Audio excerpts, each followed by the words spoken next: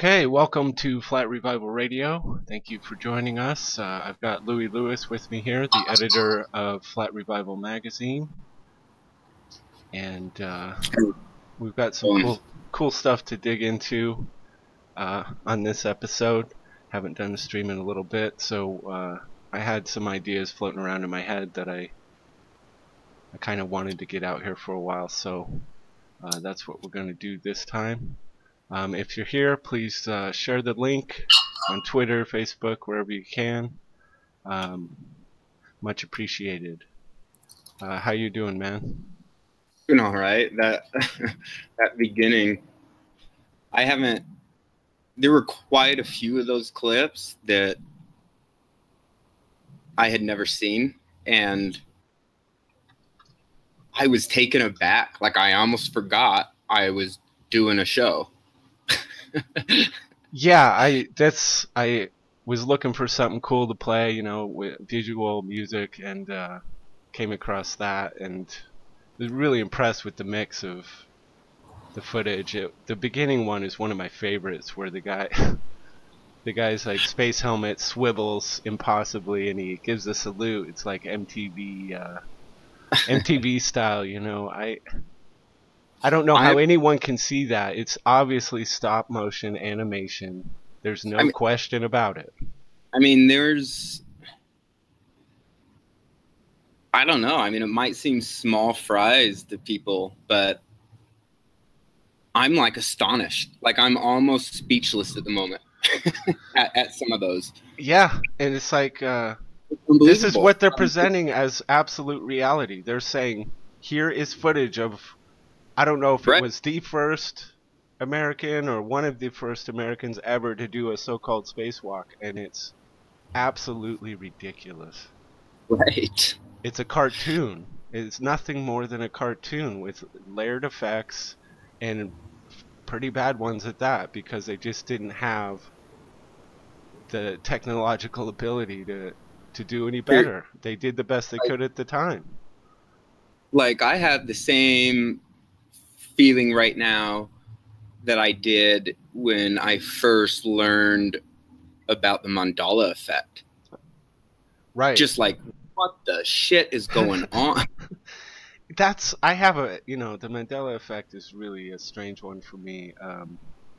I think at this point, I'm more inclined to think that there is a viable explanation for most of them, because we have to understand, like, any of the music ones are almost instantly negated, where like a song is changed or whatever, because there were different cuts of these songs at different times. Like maybe they couldn't say a certain word on the radio or whatever, and there almost always seems to be some kind of explanation for a lot of them. But I know you're more into it than me. Well, I like certainly what you just explained. That's the most logical thing. But with certain mandala effects, for me, it comes down to how strongly you know it to be wrong, even if it isn't. I don't know. It comes down to that gut feeling you get. Like, I know it was this. Yeah. You know. I don't get me wrong. I have those feelings too. I do have those feelings when it comes to these. But then there's have been a few of those where I had that gut feeling, and then later someone dropped a very reasonable explanation about why or how that came about, and it was like, okay, I'm getting too emotionally biased on this thing. It's not. I just, at this point, I'm very skeptical of the whole thing at this point. So, program change, guys. We're going to be talking about the mandala effect.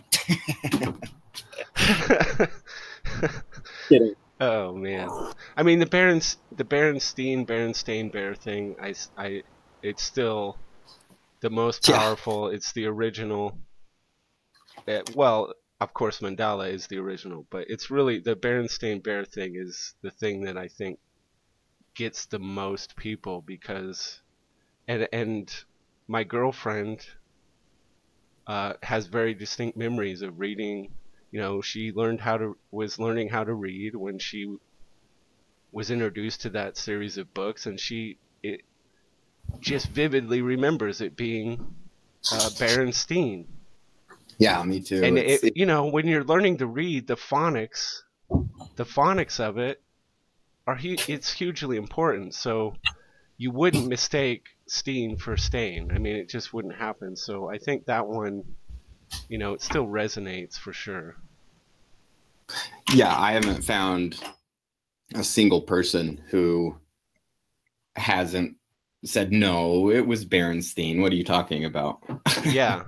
So, you know, there's definitely, you know, there's something there. I just can't put my finger on it. And I think if I had to, if someone said, look, you have to tell, is this thing a legitimate phenomenon or not? At this point, I'd say no. Right. That's just where I'm at with that. But it hits different people different ways. Um, this was something I came across CNN. I was gonna maybe do a little video about it, but it's some days went by and I'm just like, eh. But I thought I'd drop it in here. You know, there's this photo of Obama and Bush and Clinton Oh, at some, I think it was some kind of tennis event, and it's like, you know, these are the diabolically opposed political enemies, right? You know, this isn't just a few guys being cordial for the sake of a camera at an event. You know, these guys are buddies. Look at that. They look. You could see the comfort level. They hang out all the time, right? I mean, it's pretty obvious, wouldn't you say? I think so. I mean, yeah, the body language, you know, the leaning in is kind of a natural thing you do. Yeah. I mean, this isn't Right. how you act with someone that you're Right. philosophically opposed to, or you have, you know, and yet people still they still fall into this Democrat versus Republican, you know, and they bash their heads together, and in the meantime these guys are just off having a party together. They're laughing it up, right? I mean, it's a joke. And the other funny thing about this screen grab is what happens to be right to the right of the photo is rapper wants to prove once and for all that the earth is flat. Mr. B.O.B. Oh, himself, who's causing all kinds of antics oh in the flat earth man. community right now. I thought that was a funny little side note, and I didn't even know it when I took the grab. I didn't even see it until I didn't after. I didn't notice until you said it. That makes it so much better. Yeah, it's like welcome to the false reality we all live in, right? It's There it crazy. is. It's pretty fun. I don't know. It's just so ridiculous. It couldn't be more obvious that these guys, they're on the same page. They get together and they make their plans, and they think it's quite funny that people think that they're political enemies. You know, it's absurd. Obama did nothing but push forward Bush's agenda. If anything, he upped the ante on most of the things he was up to. So it just I can't believe people can't see through it at this point. And CNN, And, it's they put it right in your face. well, it's like you know, in business with umbrella companies, you know, you have one main corporation and they start two different and opposing um, companies. What a great way to make a lot more money. Exactly. Yeah. You know, so we have this illusion that they are pitted against one another, but they're not really. Clearly, they're not. You know, you could tell by their record of what they did in office, and you could tell by them like, I mean, they might as well be having a three-way in this photo. It wouldn't make any difference. They couldn't be any closer. so, so there you Uh, have it. I don't know what to say about it. It's ridiculous. I think, you know, some people are starting to receive their copies of Flat Revival magazine, starting to get some cool feedback. I appreciate all of that. Um, you know, we're really proud of what the Flat Earth community came together, contributed some really great content, and you know, this is just the first step.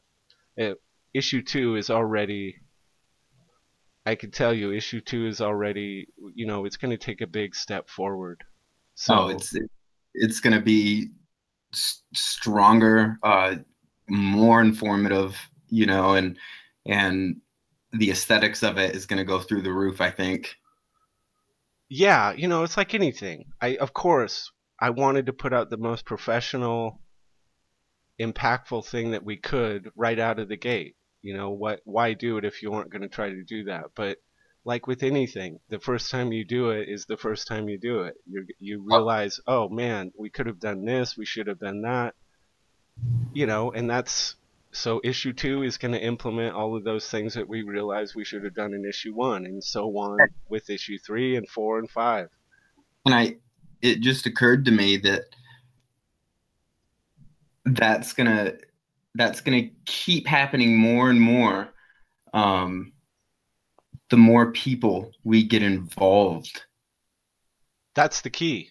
That's Yeah, absolutely the key. I mean, gotta there's drive got to us. be as many minds as possible.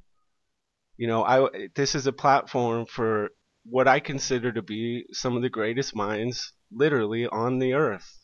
Flat earthers are really trying to figure out how this place works. They're really trying to understand where it is that we live. And the more people we can bring to the table, the better, Yeah. clearly.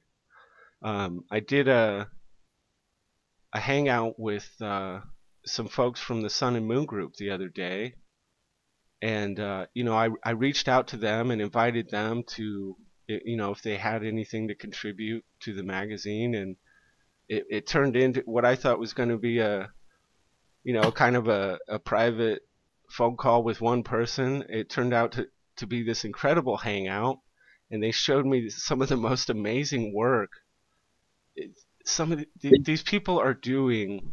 They do a ton of work. I was amazed. It's ridiculous. The amount of data and Yeah. ingenuity that they're putting into their research is really mind blowing. Now, whether they're really coming at the flat earth thing from a completely different perspective. What most people have in their minds is the model of the flat earth. They're completely kind of blowing that out of the water. It doesn't, and to me, it doesn't really matter if you agree with what they're presenting or not, because it's that it's that drive they have to explore it, and they're doing it the right way. They're collecting mass amounts of data.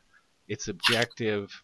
Wherever the data leads them, that's where they're going. And a lot of the stuff each individual is doing starts to overlap, and they see these connections in it, and it's really, really powerful stuff. I mean, it acts like a motor. You have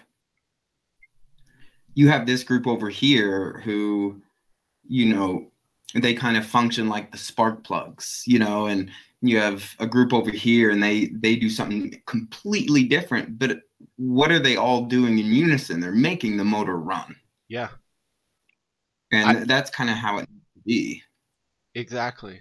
I mean, I just appreciate that flat earthers are genuinely trying to figure out how this place functions, and it's so obvious that we haven't been told anything about what's really going on in this place. I am definitely leaning towards the whole thing is electromagnetic. It's electric. The electricity is a huge factor in this entire mechanism. Whatever it is that we find ourselves living on, the electricity factor is huge, and Tesla knew it. Right. Uh, and they're putting together some really key pieces of the puzzle. And wherever it leads, I'm curious to know. And they're gonna get they're gonna get some stuff in the magazine for sure, and it's gonna be fascinating.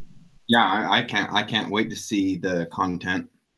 Yeah, I think I mentioned this to you earlier, but one of the things that kind of just hit me, I'm still thinking about it, is this kind of concept that each individual's from their perspective is kind of creating a slightly different version of reality. And this is, I mean, it's a little bit, I guess I'm a leery of it because it kind of overlaps a little bit with what scientism, mainstream scientism is kind of playing around with all their quantum mechanics and all of that. But this idea that from your perspective, the reality might, is something that's unique to you. And the example that came up in the conversation was if you're standing at the beach, and your feet are basically at the water, and the sun's going down, that's old language, right? It's so hard to get away from that. The sun's going away. Let's put it that way. The light will appear. It will come across the water because it's flat. It'll come all the way across the water, and it will end at your feet. That's from your individual perspective. Now, there could be a person standing 100 yards away, and you look over, and that sunlight is not going to that person's feet. It's going to your feet. Right. Now, if you switch to the other person, they're seeing the sunlight come to their feet. Right. Now, this kind of... shouldn't the light just be where the light is? It starts to mess with your head a little, because that means that your experience as an individual of this place is completely unique. Right. I don't think it has anything to do with quantum theory or scientism. I don't either. I'm just saying I could see someone making the connection. Well, a fact is a fact. We can be just example. You and I spoon, and we're seeing different spoons. Yeah, right. Exactly. Which it just kind of fascinates me, and I think that these are the kind of questions, and understanding why this happens and how it works, and how to, I don't know, how to quantify the whole thing as a whole. And it's powerful stuff, and I just love that people are out there almost obsessively. I would say when it comes to some of the folks at the Sun and Moon Group, they're unstoppable. They put so many hours into this. It almost feels like maybe we should be worried about you. Maybe you should take a break. But that's true for a lot of flat earthers.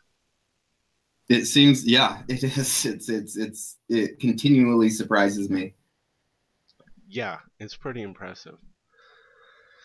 Okay, so I kind of have this thing I want to drop into. I don't know how long it's going to take. It's going to be organic. I have some ideas about what I want to talk about. I don't know how long it's going to take. So I think I'm going to drop into that. If at any point, Louis, you feel like you want to break in with something, feel free to do so. Okay. So I'm just going to drop into it. I want to apologize in advance. I am going to drop into some Matrix stuff. And I know, like, what could be more cliche than bringing up the Matrix with flat Earth, right? But yeah, exactly. I know. So I'm going to drop into some of that, but it's leading up to something. So bear with me on that front. Let me have a little video here.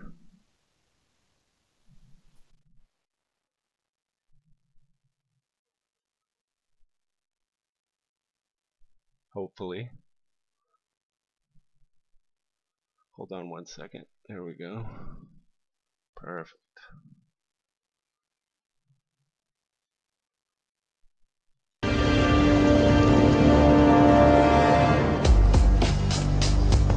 The Matrix is a system, Neo.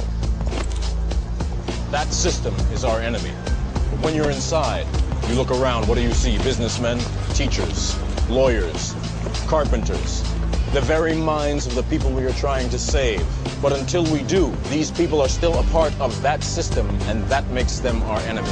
You have to understand, most of these people are not ready to be unplugged.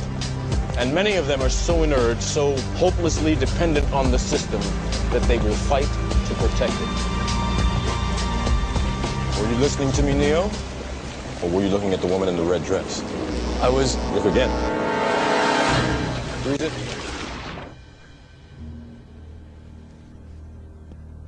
This isn't the Matrix. No.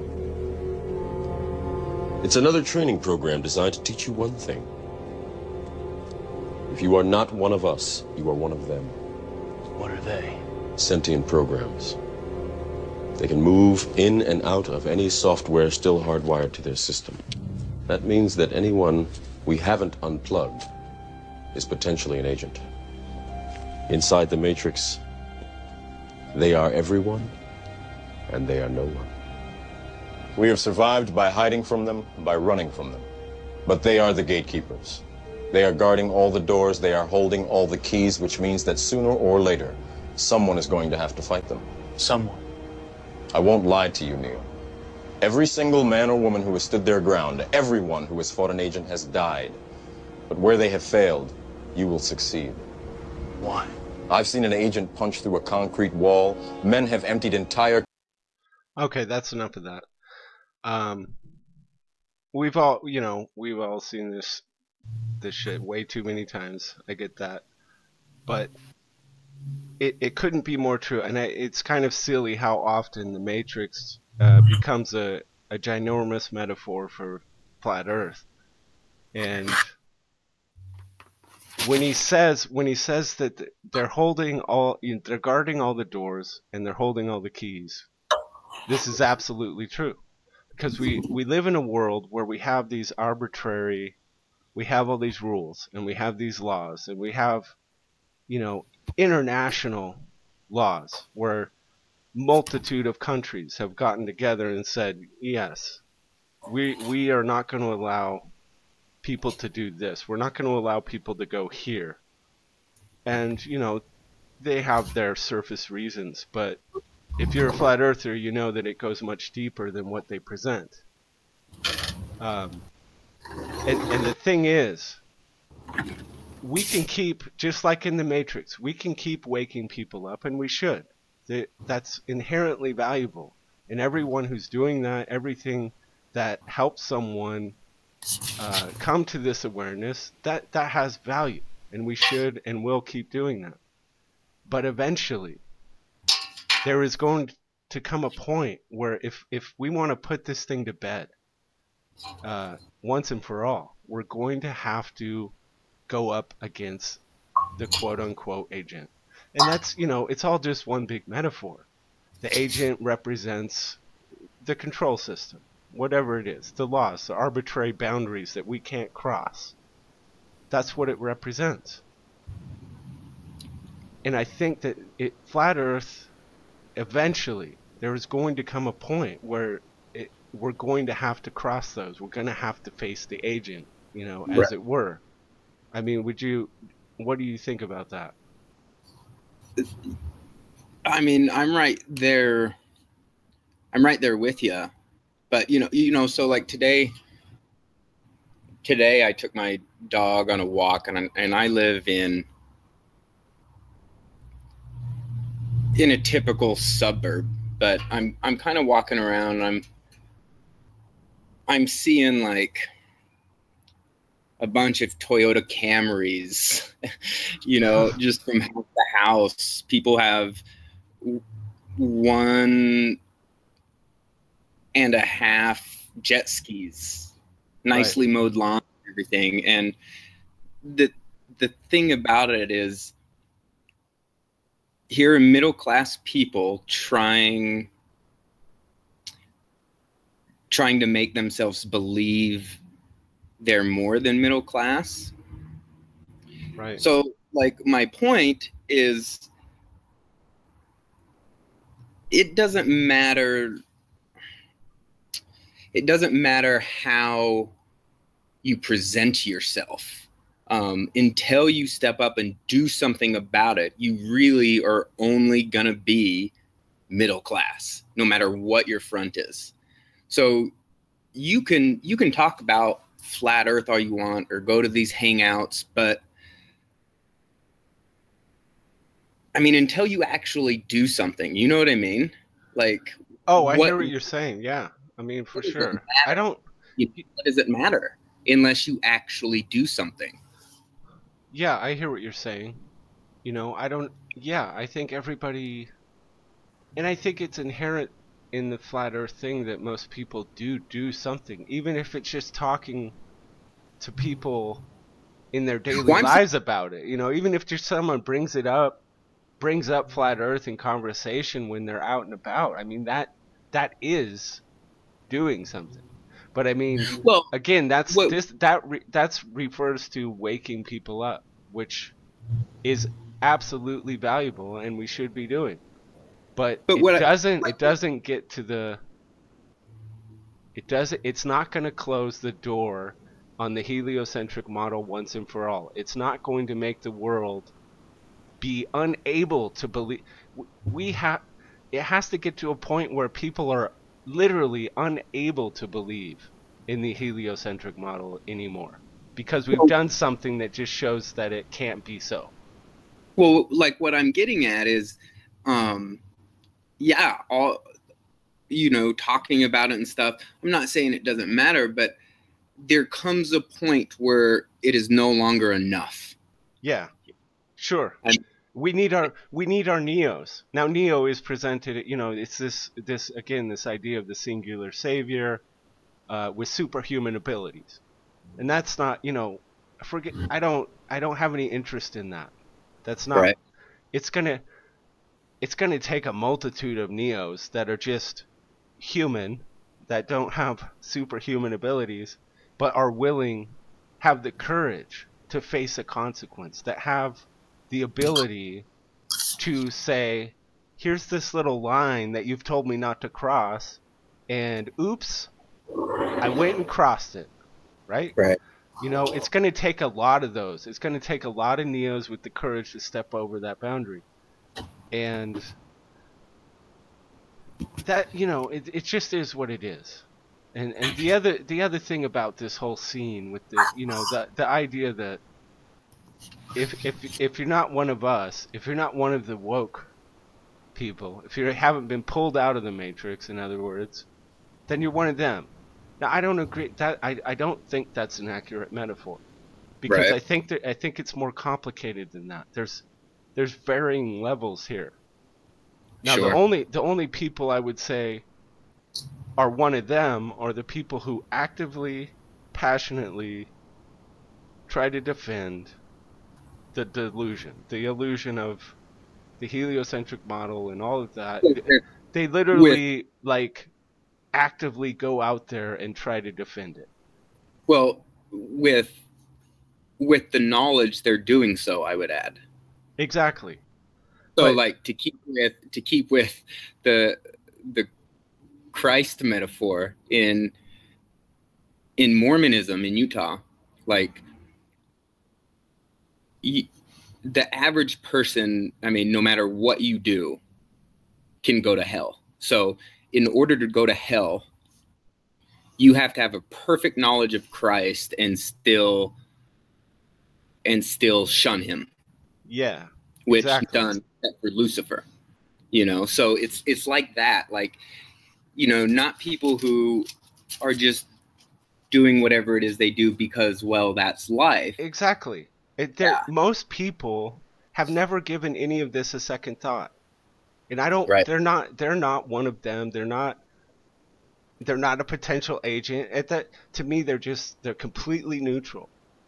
They're not even at the point where they've been presented with an alternative or any reason to question any of it. And exactly. For most people, even thinking about outer space and the heliocentric model, it's not even on the radar. And they're complete in terms of flat Earth and what we're trying to do. They're completely innocent people. They just have nothing to do with it. And they're not our enemy. They're They're not against us. They're just going about their stuff. I mean, their engagement with it is exactly what certain people want it to be. Really cool looking documentaries, quote unquote. Yeah. You know, with really well done, graphically designed photos of I don't know, of a nebula or something. Right. You know, so you can't really fault them. I mean, we've been that indoctrinated. Exactly. So I think that's the majority of humanity. The majority of the people out there just they're not even thinking about this, and they're not part of it. You know, and that, yeah, does it potentially mean they could be someone who's going to fight for the globe, the spinning ball thing? I mean, maybe, yeah, but quite honestly, that's a really small percentage of people who decide they're going to fight for that. Yeah. Because you know, I just don't see it. You know, it's not. Yeah, there are people causing a lot of problems within the flat earth community, but if you really look at it, it's a pretty small number of people that are actively trying to step up and defend, and we don't even know, maybe some of them are getting paid to do it. You know, it's a possibility. I don't know. I can't verify that one way or the other, but sometimes it seems like it, because it seems like all they have is all day to do it. Right. And how many people have all day to do anything that doesn't make them any money? It doesn't make any sense. You know, it's just not the world we live in. So, yeah, I think that most people just aren't aware that this is even going on. They're not bad or good. They're completely innocent of the whole thing. And yeah, we've got to do better to reach them. We've got to get this in front of them. And we've got to do it in a way that's, I feel, compassionate. I mean, we're at a point, I believe, where awareness, like philosophical or otherwise, is almost extinct. Like, I mean, there's been that much indoctrination. That's how deep it runs. They've almost have eradicated it totally, I think. Yeah. There's a real danger of that, for sure. Absolutely. And the better the entertainments become, the better the immersive, what people can lose themselves into. You know, we're on the brink of, you know, virtual reality stuff. It's out there. It exists already. But it's not, by any means, it's not permeated. But, you know, it's going to be. It will get there. I mean, what chance do you have of pulling someone out of their deepest fantasies that seem almost completely realistic? I mean, at that point, good luck. David Foster Wallace, he's written about this before, virtual reality, and you know, he likens it to masturbation. He goes on saying, like, there's nothing wrong with masturbation, but if you're staying in your house and choosing masturbation over sex with another individual, there's a problem. And that's what virtual reality is going to create, is why would we go do this when we can have this and it's even better, even though it's fake? Right. I mean, they can probably sell you the Hollywood starlet package, right? You know, why not spend the evening with Nicole Kidman or whatever? Exactly. It's like it could be anything. So it's just, I think this is why there's a time.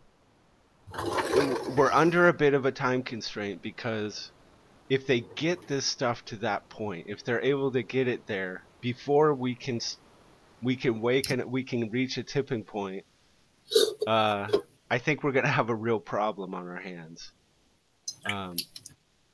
Okay, so that's the Matrix bit. We've gotten through it. Sorry I had to do it, but it had to be done. We're gonna move on now. What I want to do is hit on something Enar put out there. because it's really relevant in my opinion. It was cool to see, and I mean on multiple levels. Yeah. I'm gonna play a little bit from the video, and then we could talk about it. So I just wanted to say that it's really ridiculous. Okay, before I start this was something Enar Kusk is the director of Finding the Curve documentary. I'm sure almost everyone is aware of what he's doing and the power of it, the quality of it. He went to Stonehenge. This is years back. It's before Flat Earth was even on his radar. And I think there's a reason he re-uploaded this to his YouTube channel, and I think there's a reason he's showing it to us. It's kind of the inspiration for what I wanted to talk about. And if you haven't, I'm not going to play the whole thing. But you should watch the whole thing. I'm just going to play a couple bits for you. That I've been programmed myself to be afraid of crossing an imaginary line, to go to some stones that represent the real history of our world. This imaginary fence line, this real fence but imaginary line, represents a line between a prison world and a world full of genuine free exploration, like it's supposed to be. Like it's a human right to explore. Nobody can own this. It's fucking ridiculous. It's like it's normal. It's like it's supposed to be like that. It's like it's normal that we can't go on a fucking go to a couple of fucking stones like somebody owns them. It's ridiculous. And people like laugh about it. Like they don't even comprehend that they're fucking slaves.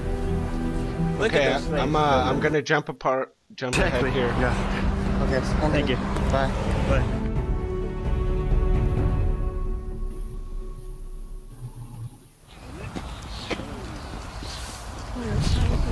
What are you studying? Oh, excuse me. Excuse me. Yep. Going to the bathroom.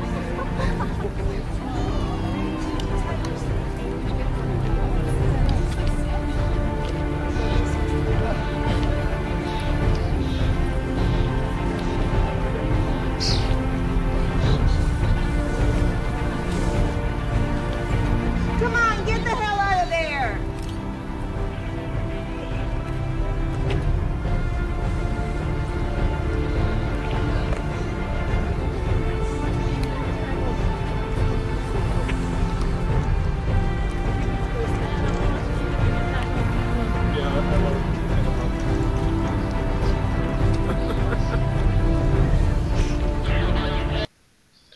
Okay, so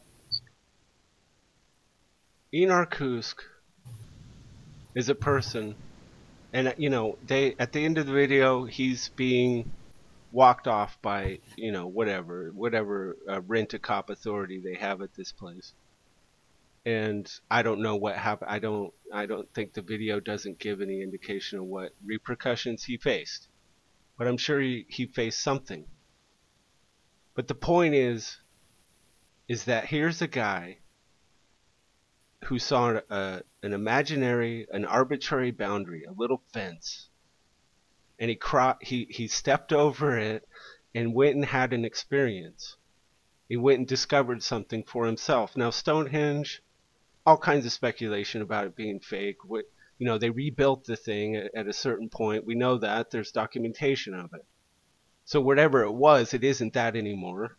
And even if it, maybe it was never anything. It could just be some completely concocted story. It doesn't matter. It's not the point of the video to me.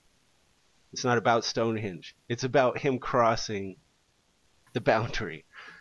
And Enar wants to go to Antarctica and try to cross that shit. That's what he wants to do. And why did he show us this video? Because I think he wants us to know that he's willing to cross the arbitrary boundary. He's willing to break the rule Right. and face the consequences, right? And that, so, and that's, it's going to take a whole team of people willing to do that with him. You don't just do that by yourself. It's going to take a whole team of people. And it's going to take a lot more than that team of people, because that might fail. It's going to take a whole bunch of us being willing to cross the arbitrary boundaries. We're not going to put this thing to rest until we do it. And I'm not saying it needs to happen tomorrow. I'm not saying it's going to happen in our lifetime. But eventually, just like Morpheus says, they're holding all the keys and they're guarding all the doors. If we're not willing at some point to cross it, to put it to rest one way or the other, I don't think there's no end to it, because they're always going to have an explanation. Whatever evidences we try to present, they're always going to piss them away somehow. So it's going to take doing what and this is why they've set up these boundaries and these laws and these rules, because they know that ultimately, until that's achieved, until we literally show that Antarctica isn't what they've been told, I don't know if it keeps going on forever and there's more land past there, or if there's some kind of barrier. None of us know what the answer to that question. We can speculate about it all day long. Until someone does it, we're not going to know. And the videos, the video is quite insightful, and I just noticed something in the chat, but it has nothing to do with him touching rocks. I mean, of course not. This is what's called a metaphor. Yes. So, and instead of finding a wall that he could walk around, he made it a point to have this this barrier that's a very thin rope. Yeah. Very crossable. It's as easy as getting the balls or getting the gumption or whatever to just take a step forward. That's it. That's what I'm saying. And it's like, I don't know who Enar Kuska is. I haven't met him in person. I'm not saying he's an eel. I'm just saying I think he showed something. I think he showed us something on purpose. Exactly. He showed us something on purpose about crossing an arbitrary boundary. And Flat Earth is faced with this challenge. It's faced with the challenge of having to maybe break a rule or two. And I'm not saying anyone should do that. But how, if they're saying you can't do any of this stuff, anything that could absolutely prove one way or the other what this place is, you can't do it. Then how do we expect to prove it?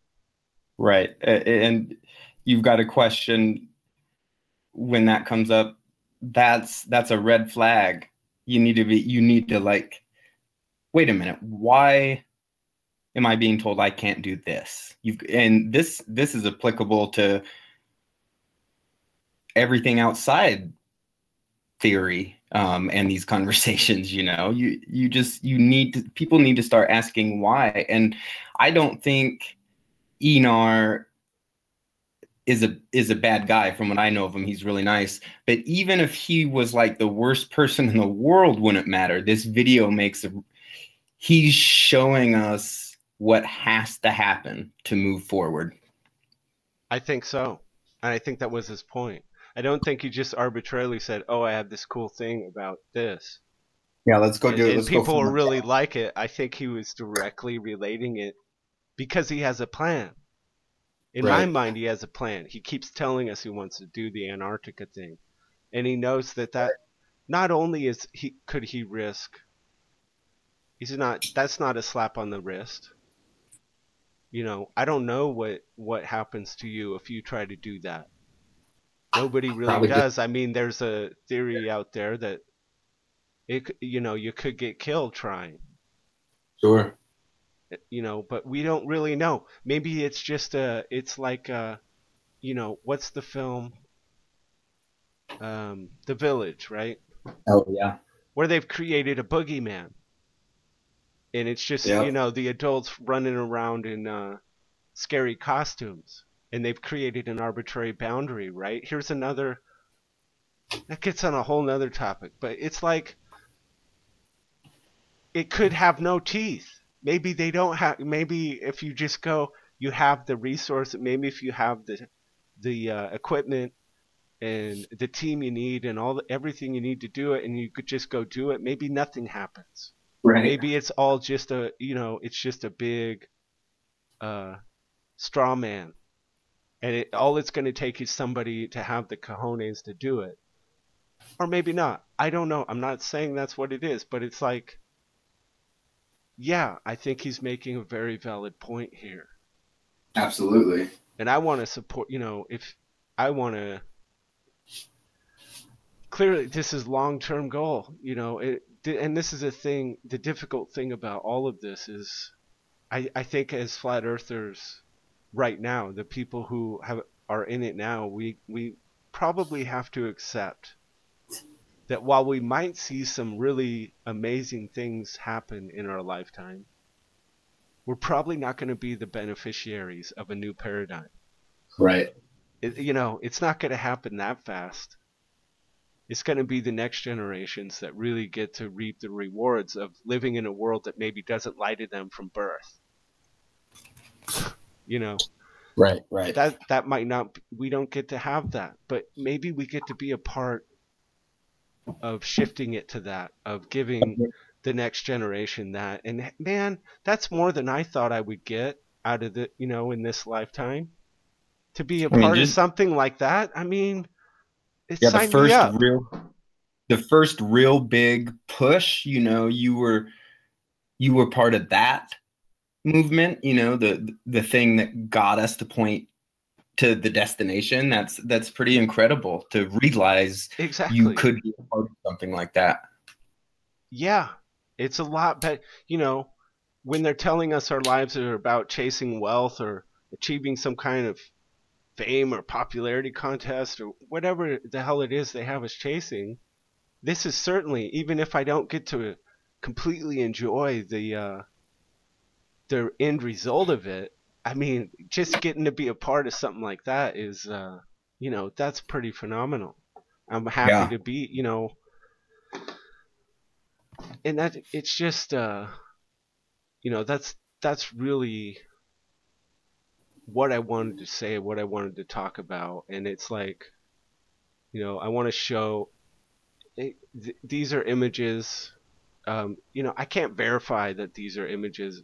Supposedly, these are images of the Antarctic ice wall. You know, there's no way for me to vet these images, obviously. But here, you know, here it is. Here's this I mean, look at this. There's nothing. This thing goes on for hundreds of miles, maybe thousands of miles. I don't know, but that's a sheet of ice that goes all the way down. People ask, why isn't the water? How does the water stay in? Well, look at it. Right. And you know, whether there's lots of different ideas about the model, whatever. But if this is what it is, obviously this ice, this sheet of ice wall, is capable of keeping all the water. It's not going anywhere. Right. You know, it's not going anywhere. And who's going to cross that? Why won't they let us cross that? Why won't, if someone wants to risk their life and cross this thing, why won't they just let them?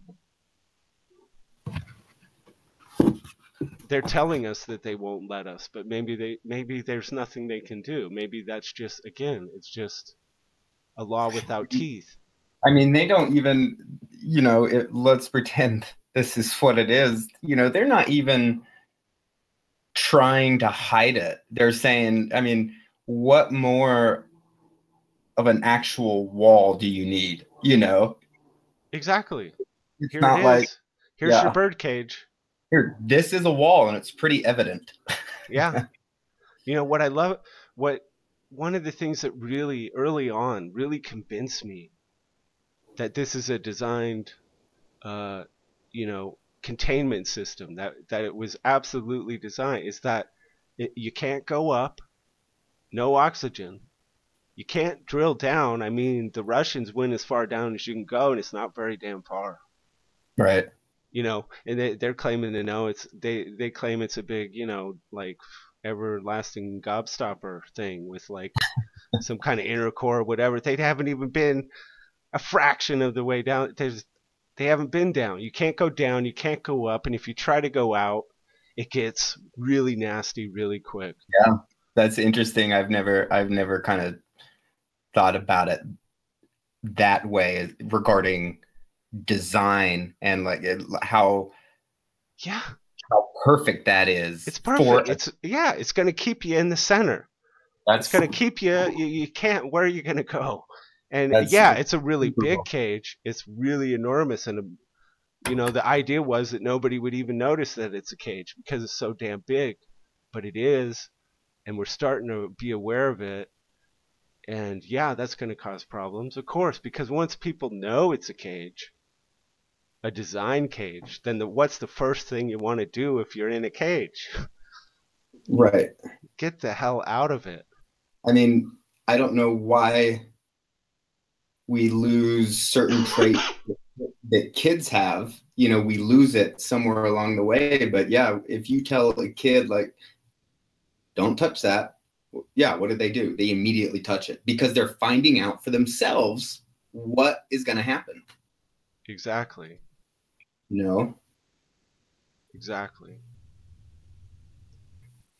So, I feel like I was pretty fired up for this whole segment, and I don't know, I feel pretty strongly about it, and Enar wants to get to the States from Estonia, and I'm feverishly working on some way that Flat Revival magazine can help fund his way here, because I want to, and maybe it's completely selfish, I want to meet the guy. I want to, if I can help him get to FEMA camp in November, which is going to be an awesome event, by the way. Incredible art, music, performances, ODD is going to be there. All kinds of awesome people are going to be there. And Enar should be there. He'll come if he can get the funds raised, and hopefully Flat Revival can find a path to helping him get here. I want to talk to the guy. I mean, it might not be this, but we should get something worked out to where we say, like, let's get everybody together, like and bring Enar to the States campaign, and any issue we sell between this date and FEMA camp, or just right before it, will go all to trying to get Enar here, something like that. Yeah, I'm down to do something.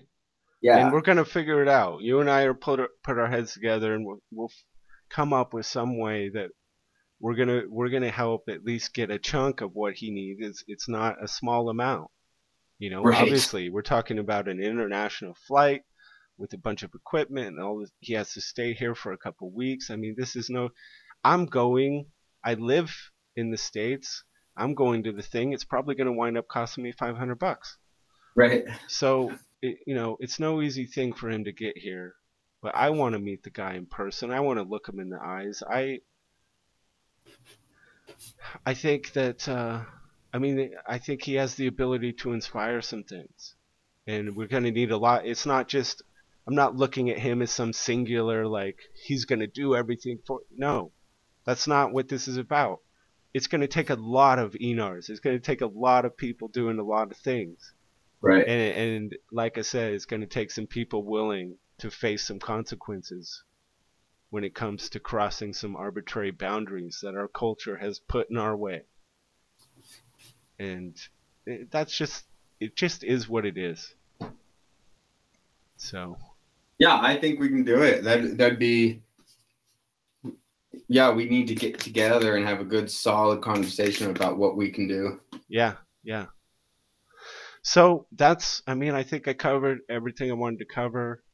I think it's an important topic. We'll probably hit on it again, probably maybe with a whole panel of people, and really dig into it from multiple perspectives. But that's what I wanted to get out there. And um, thank you for everyone who's supported Flat Revival and ordered up a copy. Let people know about it. It's just the beginning. This thing is, I think it has the potential to do a lot of good in Flat Earth in a lot of different ways. And it just can't happen without other people's involvement and support. And it's already starting to happen, and it's really cool to see that. Yeah, it's neat to see this albeit slow but still snowball effect.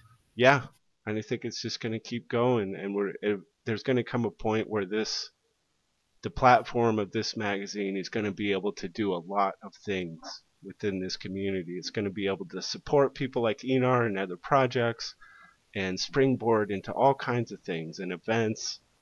We want to get it out into the real world in a way that people just aren't expecting. It's going to be a lot of fun. It's going to happen. Yeah. So thank you for all those that dropped in, and let people know about Flat Revival. And if you haven't checked out Enar's stuff, certainly hit Enar Kusk's YouTube channel. And I think that's all I've got, man. No, that was good. That was a good chat. All right, dude. Thanks, everyone.